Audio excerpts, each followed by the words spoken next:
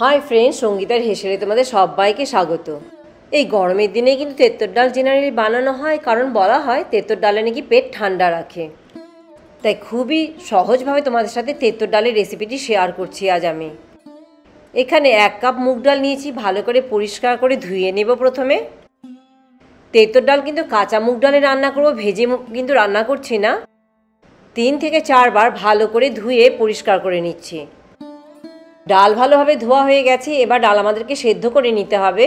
আমি এখানে প্যানে সেদ্ধ করছি, তোমরা চাইলে প্রেসার কুকারেও সেদ্ধ করে নিতে পারো। হলুদ আর লবণ আর সাথে একটি কাঁচা লঙ্কা দিয়ে ডাল প্রথমে সেদ্ধ করে নিচ্ছি, তবে পুরো কিন্তু সেদ্ধ করে নিচ্ছি না একসাথে। ঢাকা দিয়ে মিনিট 5 সেদ্ধ করে নেব। তেঁতুর ডাল রান্না করতে নিয়েছি এখানে একটি লাউ আর নিয়েছি 2টো করলা। ধুয়ে পরিষ্কার করে লাউ আর করলা রেখেছি এখানে।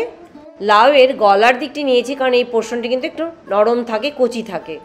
তা প্রথমে ছাল ছাড়িয়ে নিয়ে কিন্তু আমরা ডুমো ডুমো করে কেটে নেব। একটু বড় বড় করে কেটে নিচ্ছি, কারণ সেদ্ধ করতে গেলে কিন্তু লাউ একটু নরম সবজি, ফট করে গলে যাবে, তাই একটু বড় বড় আকারে কিন্তু কেটে নিচ্ছি এখানে। মিনিট 5 পর ঢাকা খুলে এবার কেটে রাখা লাউয়ের টুকরোগুলো এতে দিয়ে দিচ্ছি। লাউয়ের টুকরো দিয়ে আবারও ঢাকা দিয়ে কিন্তু মিডিয়াম হিটে 7 থেকে 8 মিনিট আবার আমি সেদ্ধ করে নেব।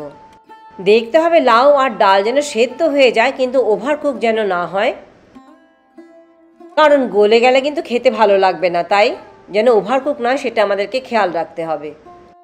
এবারে দিকে করলা ধুয়ে পরিষ্কার করে রেখেছি, চাকচাক করে কেটে নেব। এবার আমি আজ এখানে 1.5 খানা করলা ব্যবহার করছি।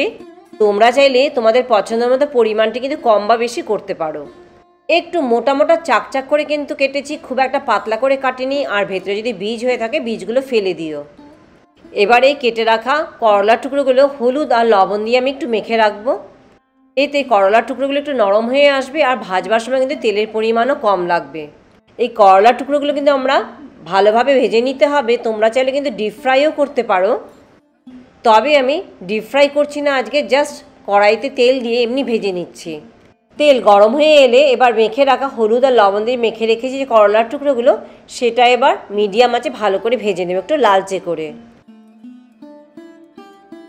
গ্যাসের আঁচ বাড়িয়ে ভাজলে কিন্তু করলাগুলো তাড়াতাড়ি পুড়ে যাবে, সেদ্ধ হবে না। আবার কম আঁচে ভাজলে কিন্তু জল ছাড়তে শুরু করবে, তাই গ্যাসের আঁচ মিডিয়াম রেখে কিন্তু ভেজে নিও। তোমরা আমার ভিডিওটি ফেসবুক পেজ থেকে দেখে থাকলে পেজটি লাইক করে আমার চ্যানেলটিও সাবস্ক্রাইব করে দেবার অনুরোধ রইল। করলার টুকরোগুলো বেশ লালচে করে ভাজা হয়ে গেছে, দেখতেই পারছো। এবার আমি একটি পাত্রে করলা ভাজাগুলো তুলে রাখছি। এবার দেখে নিচ্ছি ডাল আমাদের সেদ্ধ হয়ে গেছে কিনা। গরম গরম ভাতের সাথে লাউ দিয়ে এই তেঁতুর ডাল কিন্তু খেতে কিন্তু অসাধারণ। ডাল আর লাউ ভালোভাবে সেদ্ধ হয়ে গেছে, কিন্তু ভেঙে যায়নি, গলে যায়নি ডালগুলো। দেখতে হবে ডাল সেদ্ধ হয়ে গেছে, কিন্তু ভেঙে যায়নি, গলে যায়নি। এ সময় কিন্তু গ্যাস বন্ধ করে দেব।